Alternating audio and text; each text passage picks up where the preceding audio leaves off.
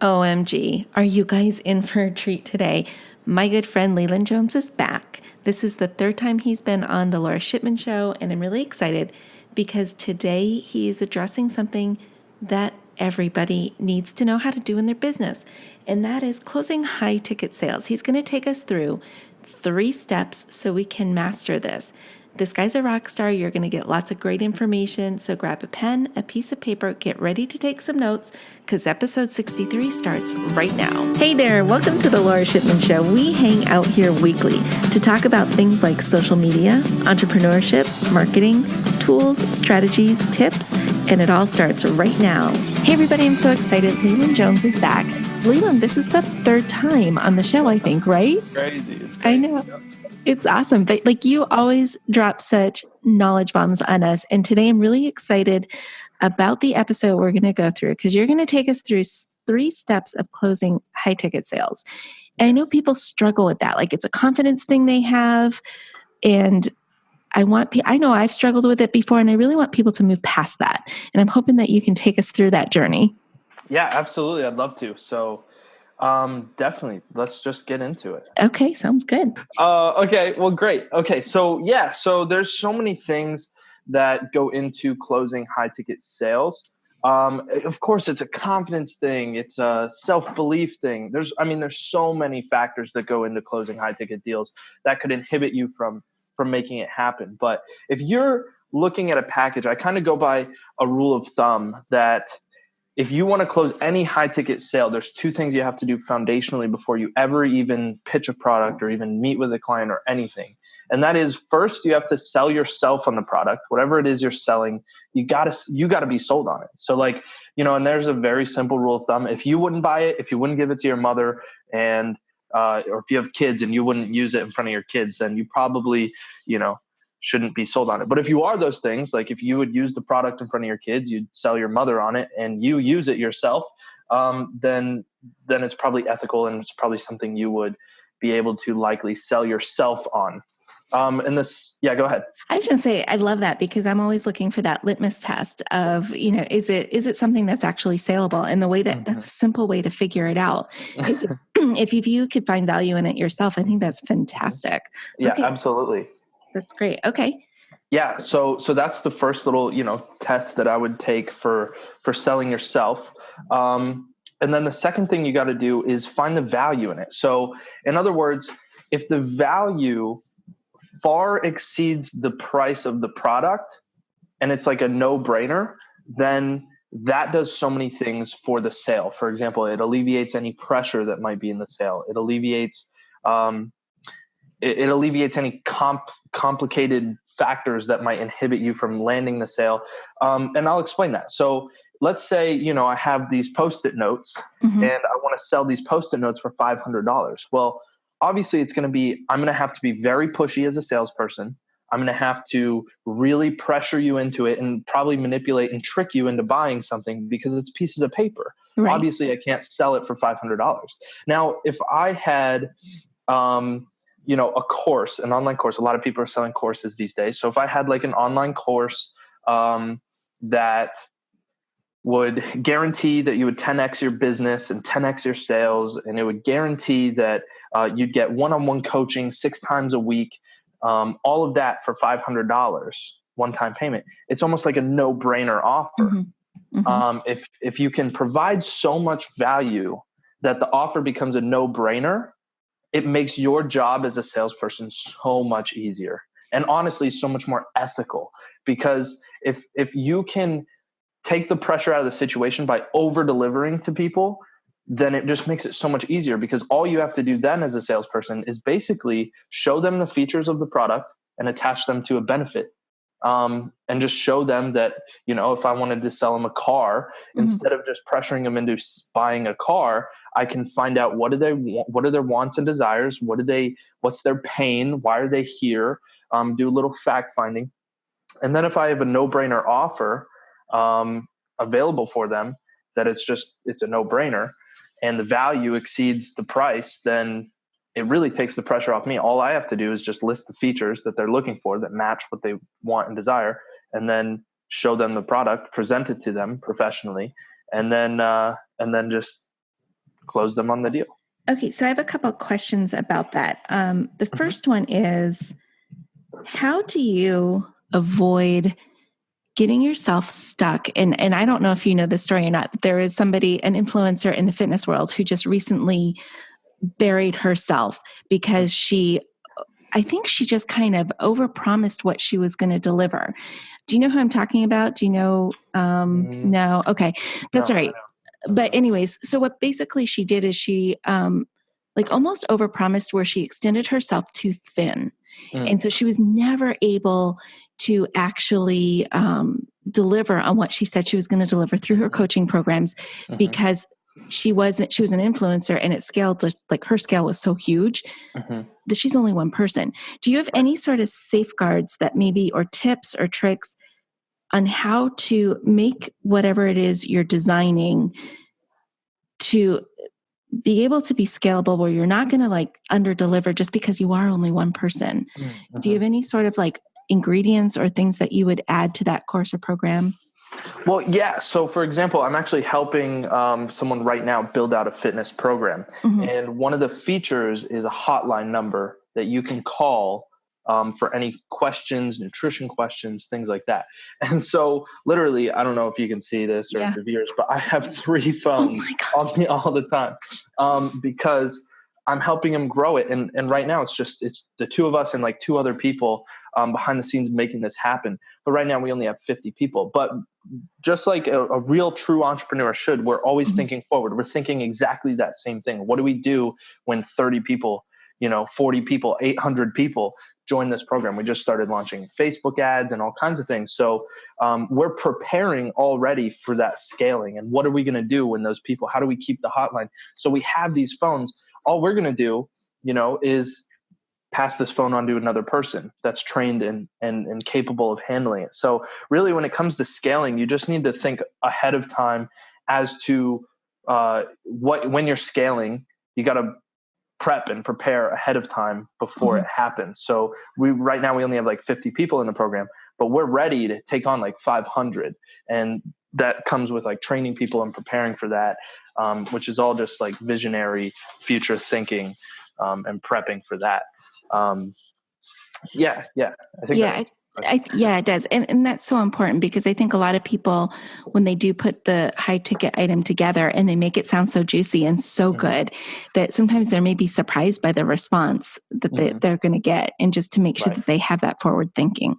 Okay. Right. And I think, so another key point here is when you're creating like a high ticket offer, we talked about this in the first point, like the value has to exceed the price, right? It has to be a no-brainer offer.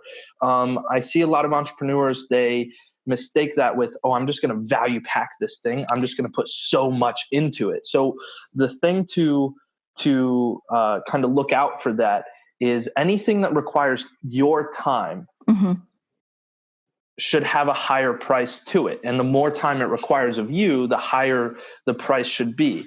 And so, for example, we're running this program at $7 a month, but the program is created. We created the product. It takes no time at all. So that's why it's $7 a month, right? But he also has high ticket coaching, which is $3,000. So you get 1 hour every week for 6 weeks, but that's only 1 hour a week at $3,000, right? And it's for 6 weeks. So to avoid, you don't want to put so much into it, because it's not really about what you put into it. It's about how valuable is it. And so you can create, checklists and have a book and, put so much in it. But the moment that it starts taking up your time, you have to be very careful. Yes, you can charge more. But what you need to look out for is forgetting that you only have 24 hours. Everybody only has 24 hours, right? And so you can only spread yourself so thin until you run out of hours, and then it tanks. So, and I think you just made a good point. And I think maybe this is like a selling point, is maybe you focus on the transformation that person's going to gain from the value. And because everybody loves a transformation, right? And so that's where you would kind of maybe focus. Absolutely. Like, so, we can advertise 6 1-hour coaching calls every week for 6 weeks, but honestly, if you can pick up the phone and in 10 minutes get them the result they're looking for, you don't need the whole hour. You know what I mean? So a lot of times, like, exactly, a selling point. So coming back to like that 3-step process, if you want to close high ticket deals, there's a strategy I talk about actually in my book, Raw Sales. Again, I don't know if anybody can see this, but this book, Raw Sales, I talk about 2 words. And so the 3-step process, the first step is like obtaining the leads, and there's a whole process to that. The second step would be handling the leads. And a way to really sell one of these high ticket items and really like get people like wanting it is using 2 words. And I love these 2 words. It changed the entire sales game for high ticket sales for me completely. And it's the 2 words. It's so that. And when you use those 2 words, any pain or desire that the client or prospect wants, you can attach it instantly to a benefit that will help directly whatever it is that they're desiring by using the word so that. For example, they come to you for fitness, right? We're talking about fitness. We created a program so simple. It's step-by-step. So feature, it's step-by-step process so that you're not overwhelmed with the details and you can get the transformation so that you can look in the mirror with confidence. You know what I mean? So like all I did was I took their pain, which is I want to look in the mirror with confidence. I attached it to it's a step-by-step process.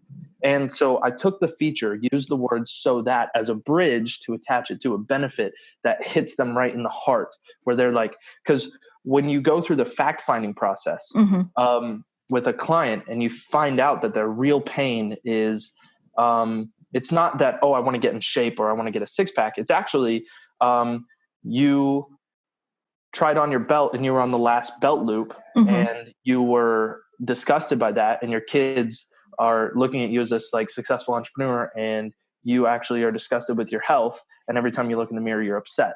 And you find that out through the fact-finding process when talking with them. So then all you have to do is when you're selling the fitness program is say, I'm going to get you I'm going to show you it's a 91-day program, step by step. Every single day you get a new workout so that your muscles are always confused so that you can look in the mirror every day knowing you had a transformation internally and knowing that you're never going to let your kids down. You know what I mean? So you just use that so that, and you use those words to attach that benefit to the features of your product or whatever it is. I love that. And it's such a simple thing. The so that is such a simple thing. So then my other question is, some of it you're going to like, it'll be, you already know. Let me ask my question. How do you figure out what those pain points are? You can assume a bunch of pain points for people. Like you can assume your target audience has certain pain points, but how do you really understand what those pain points are? How do you get to them to tell you what your points are? That's a great question.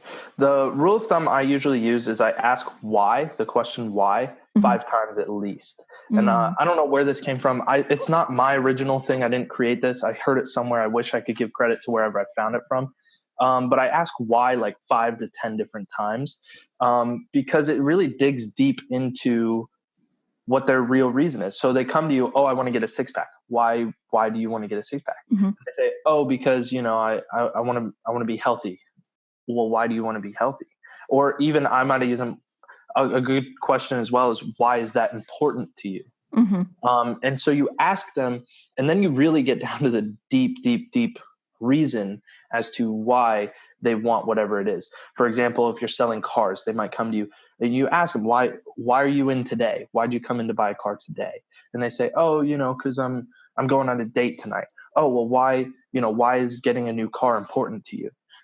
Because, you know, I want to look good on my date. So I want a nice car. Okay. Well, why is that important to you? And then you find out after asking why like 5 times that, oh, it's actually because he wants to impress a girl. It has nothing to do with, you know, the features and benefits of a car. So you can say, you can come back to using so that. You can say, well, I'm going to get you this awesome, you know, Porsche. It's the basic model, but it's a Porsche. It looks good. It goes fast so that you can, you know, impress your woman or whatever, you know. Whatever it is, yeah. Use the so that by digging deep into their pain. Okay, I love that. Okay, so let's just recap real quick because we got number 1 in this process was to sell yourself on your product or your mom, or would you give it to that person? Exactly. And the second one is find the value. Okay. And then what's the third step? Yeah. So the first thing you want to do is always, recapping, sell yourself and make sure that, that the product has, like, I would say 10 times the value of what you're selling it for, at least. And then, so that's step one. Step two is handling the leads. So knowing how to handle them, using things like how to handle their objections when they're like, oh, I got to think about it, or, oh, I don't have time right now. That's always step two, is handling the leads and learning those strategies and techniques to that. Which a basic rule of thumb for any objection that they might throw you, oh, I got to think about it. I got to talk to my wife. I don't have time right now. Send me some info. I have to shop around. All of these are different objections that you'll get thrown all the time. I hear them every single day. Oh, I don't have my wallet on me. I hear that almost every day. It's like, whatever. There's all these different, different objections that they'll hand you. But what you need to understand about objections is, and this is step two again, this is just handling, is every single objection is really a complaint first. They're just complaining. I don't have time right now. And if you handle it as just a complaint, then there's nothing. Be like, that's okay. Well, we got 30 seconds or we got 10 minutes right now. What can we get done in these 10 minutes? Something like that. And you handle it without taking anything personally. Like if they say, oh, I got to think about it, don't take it personally. Most of the time they don't really need to think about it. They just say that as like a reactionary thing that they just speak out. They just say that, but they don't actually mean it. They're saying that because, in other words, they're not ready. So you as a salesperson need to break down that barrier of why they're not ready and recognize that you're just there to help them. You're there to serve them. And again, if the value is 10 times the price, then there's no pressure on you. You have something that really they need that can really help them. So there's no pressure there. That this product has 10 times the value of what you're going to ask them for. So when they say things like, oh, you got to think about it or whatever, just go back to like, what are their pains? What are their pains? What are they dealing with? And can this product actually help them? And so this, again, it comes back to like ethical sales. Instead of just being a pushy person, right? Like, I don't have time right now. You can be like, you can be pushy and pressuring and all that, but to take the pressure out of it, just make sure whatever you're going to sell them has 10 times the value. It will actually serve them. And then there's not really any pressure. And then always the third step is closing and following up. And following up. A lot of salespeople overlook the ability to close, but closing the deal is where all the magic happens. You can't really serve a client until you've closed them on the product. Like they can't drive the Porsche around until they've, purchased the product. So learning how to close there's so much. I mean, we could talk like for hours on like different strategies and what you do in each one of these steps, but mastering the close and using different transitions into the close, that's really a skill to knuckle down on, and knowing when to jump into the close. And a simple tip I use for like knowing when to jump into the close is I use a trial close. And what that is basically it's like when you poke your big toe into the water, into the pool to see if the water's cold or hot. And this can be something as simple as, let me ask you this, on a scale of 1 to 10, how much do you think this product is the right one for you? Or, let me ask you a question. Do you think, what would you change or what would you add to this? Is there anything else that you are looking for in this product? And basically what you're doing is you're gauging where they're at with the product. Oh, I'm not really interested, or, oh, I'd put this in there. And so you're collecting more information to put into the proper product so that you can really serve them in their best wants and desires and match them with the right product. And then once you know that, then you transition, you use that. Oh, awesome. Well, let's throw that in there. And is there anything else that would be, holding you back from making this happen today? And then you're just transitioned into the close. Oh yeah, I got to talk to my wife. And then they either throw you an objection or you close them. And they say, no, I'm ready to rock and roll. Okay, awesome. Would you like, what card would you like to put that on? Or, that's right. Whatever, I think that's good. Ahead. No, I was going to say that's good because I think a lot of people really struggle with how to close, how to even get into that closing conversation, because there could be that awkward, I don't know if it's an awkward silence or that awkward moment where you don't even know how to transition into that. Yeah. Yeah, definitely. And that's, I would say, the rule of thumb that I use to transition is the trial close is hands down the best way to do it. Is ask them, gauge, like, hey, on a scale of 1 to 10, how good does this suit your needs? And then you'll know. Like, if they say 5, then you know you need to rewind and go back to building up the features and benefits. If they say, dude, I'm a 10 out of 10, I'm a 20 out of 10, then okay, let's rock and roll. Let's get this done. I don't want to take any more of your time. And then you just go into it. The only other thing, like mastery ninja tip that I would give when closing is when you go to list price. I see this happen all the time. I'm actually training salespeople right now, and they do this all the time. I don't know why. I don't know. I did it myself. I don't know why you just want to do this when it comes to closing, but we do it. And so basically it's this: when you go to list the price, you say, okay, here's my product. It's, if it's a high ticket item, it's $2,997. Silence. You just go dead silent. After you list the price, just don't say anything. Silence. Don't say a word. Because I've heard this in movies. I've heard this from sales trainers. I've heard this from some of the top entrepreneurs. They always say that the next person to speak loses. So if I speak next, then they win, I lose. When they speak next, I win, they lose. It's hopefully it's a win-win if you're selling them the right product. But essentially it's, the next person to talk is getting the close. So when the next person talks, because what I've seen and what I see with all these salespeople is they go, it's $2,997. And then they want to say more. They're like, right. But if but if you're not in a place we can break that up into payments, we can yada, yada, yada. Like they just keep rambling. And I'm like, why? Just silence, just dead silence, and list the price. I think it's a confidence issue. And I think if they list that price, they're not doing step number 1 where they're sold themselves on the value. Boom. Yeah. Boom. Look at you. Yes. Look at me. Well, see, I'm learning from you. Exactly. No. And that's why I was saying, like, the first thing you got to do is have confidence in the product. Because when you can list price with confidence and conviction, I can't tell you how important it is to have conviction throughout the entire sales process.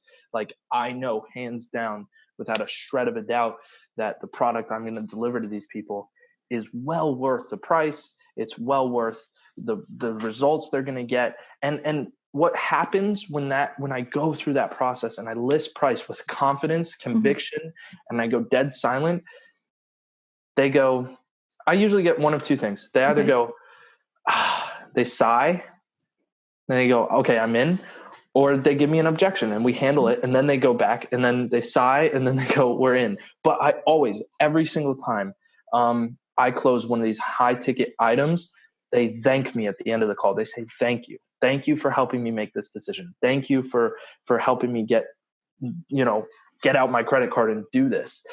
Because if it's truly a product that is 10 times the value and they make that investment, I promise you, they will thank you at the end of the call. If you did everything right, if you were ethical, you were honest, you were open with them, you helped deliver and serve them, and the values there, like, absolutely. At the end of the call, when you go to close them, or at the end of the, if it's in person, whatever, at the end of the sales cycle, they will thank you at the end of the call. And that's how you know you've done your job as a salesperson closing these high ticket items, is when they say, thank you so much. I think that's really good advice. And I don't know if people picked up on this too, but when you're handling an objection, you just keep your mouth shut too. You handle the objection and then stop talking too, because that's still part of that closing the sales process. Because I think when people handle objections, they get wordy and they just can't shut up either, Right. Yeah. Absolutely. There's, like I said, there's so many things that you can do. And there's more advanced techniques like mirroring and things like that, like matching their tonality. And like, if they're talking really, really fast, you want to also talk really, really fast. If they're like really mellow and relaxed, then you want to be mellow and relaxed. And just, so there's things like that we could get into. But, there's so much that goes into landing a high ticket sale. But But to complete the 3-step process that Mm-hmm. we were talking about, so first selling yourself, second handling them, and third closing and then following up. So closing and following up. So after you've done the trial close, you've closed them on the deal, the next thing you've got to do is follow up. And if you can really master this is following up. You should always follow up, whether you close them or whether you don't. But when you close them and you follow up with them, imagine this: like if you bought a car and the person that sold you a car calls you a week later and says, "Hey, I just wanted to call in, just make sure everything's going well. Mm-hmm. You're loving the car. Is there anything else I can do for you? You just let me know." Like it's as a salesperson, you're not really even selling a product, you're selling yourself. Like Right. I want people to know my name because that's what's helped me the most, being 20 years old and being able to have done all these high ticket sales and connect with all these big entrepreneurs and having them, like they're flying me out to California on Sunday to go train their salespeople, to get opportunities like that. It comes from selling me to these people. They don't know me for the products I sell, but they know me for, like, Leland is closing these deals. And so I get it to the point where the client loves me because I care about them. Everything I sell, I care about the results they're going to get. And otherwise I wouldn't touch it. I wouldn't touch it with a 10-foot pole if I don't think it's going to help progress them in their life. And so whether it's selling tickets for an event, whether it's selling, packages on how to write a book, or sales training, or fitness products, whatever it is, I'll sell the product only if, again, it comes back to the value and the results that it can get these people. And so following up with these clients, calling them up and saying, "Hey, I just want to make sure everything's going well." They might even say, "Oh, actually, like something happened." And then I take care of that and I take responsibility to fix that. And then that's how I know that person's going to come back to me when it's time to buy their next car or their next product, or they're going to refer you, or they're going to refer you to somebody else. And that's even more important. So that follow-up, I think people forget that all the time. Mm-hmm. And you're not done once you close that sale. There's still work to be done. Absolutely. People miss that. Those are 3 really good things. And I know we just scratched the surface on what you can do in the sales process and how you can close sales. Where can people learn from you to get more sales, like training and stuff like that, and those techniques, those advanced techniques? Absolutely. So I put together a program. I'm not really advertising it or anything. It's just kind of a program I have in my back pocket, and I throw new content in there all the time. And it's called Raw Sales Academy. And so I wrote the book Raw Sales, which I'm giving away to anybody that goes on this podcast and listens and wants a copy of it. So me and my business partner, we wrote that book together. We created Raw Sales Academy together. He's another high ticket closer. And so we've created this program, and I'm always putting more content into this course. And like I said, I'm not advertising it. Maybe I will one day, but at the end of the day, it's just a program there. It's $27 a month. So it's, it's nothing. Right. And you can go in there, you can cancel anytime. And there's a free 3-day trial. There's no risk at all involved. But it's rawsalesacademy.com, and you go check it out. You can learn some of these techniques. Again, I'm always putting stuff in there. I have training from other high ticket closers that have done great things. I have them put their videos in there as well. So there's just all kinds of stuff on how to obtain leads, how to handle leads, how to close leads, anything from how to run Facebook ads, how to get speaking gigs, how to get on television and radio, how to get on podcast interviews, things like that. I talk about that because that's all, and that's just obtaining leads. And then there's handling leads, how to handle, I don't have time right now. I have to talk to my wife. Send me info. I'm shopping around, things like that. Then there's there's advanced closing techniques in there. So it's just value packed. It's just something I have. And it's called Raw Sales Academy. So you can check that out and get some more sales training there. Awesome. I will link to all of that in the show notes so people can get the book and then check out Raw Sales Academy. So that's great. That was awesome, Leland. Thank you so much for sharing those 3 tips with us. I know that's going to help a lot of people out. And we look forward to hearing from you again soon. Awesome. All right. Thanks again for having me. Thank you. Hey there, I just want to say thank you for spending time with me here today. I know your time is super valuable, which is why I am dedicated to providing lots of usable, actionable information in the shortest amount of time possible. Before you go, please don't forget to hit that subscribe button so you don't miss a future episode. And if you have ideas or topics you would like me to cover in an upcoming show, let me know about it in the comment section provided.